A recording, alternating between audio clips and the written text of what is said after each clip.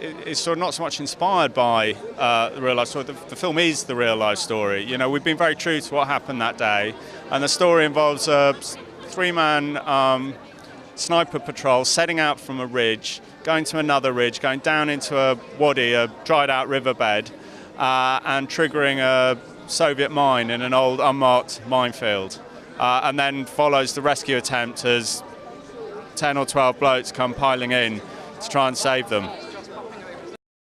The story, we saw the story and we thought it would make an extraordinary film. You know, as filmmakers, we look for great stories, whether they're made up or not made up. And I think we were very interested. We'd been actively trying to pursue and look for the kind of, well, we were looking for sort of a film about the modern British war experience and whether we were going to make that up. And if you're going to make that up, something a lot of writers will do is they'll find lots and lots of stories and cherry-pick bits from them.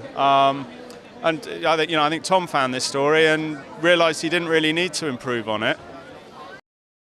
Those of you who've seen the film will know that it's not really a classic hero's journey in the traditional film structuring sense. It's an ensemble cast. There must be between 10 and 12 sort of main featured roles, and that's simply testament to the fact that we went around the country with our notepads and spoke to every guy who's down there. We got their personal view of events and we tried to replicate that on screen, and we needed to be a little selective at times, and we needed to I guess highlight one or two characters who were in the thick of things. But it's been a unique writing process for me because it doesn't follow the classic sort of Tom Cruise model, and there are these details and these moments of drama that people related to us, and moments also of black comedy, moments of humanity, heroism that you really couldn't make up, and you wouldn't make it up that way if you were following the screenwriting textbook. But that made it all the more interesting for us. I think it makes it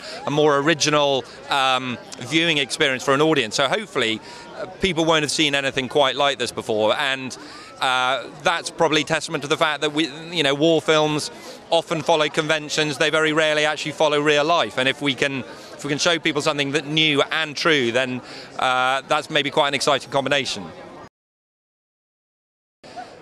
The Americans are, for better or worse, have more of a track record in featuring these more modern conflicts. I think there is inevitably a political dimension to them that was less prevalent in World War II. You know, it's probably easier to draw black and white in World War II.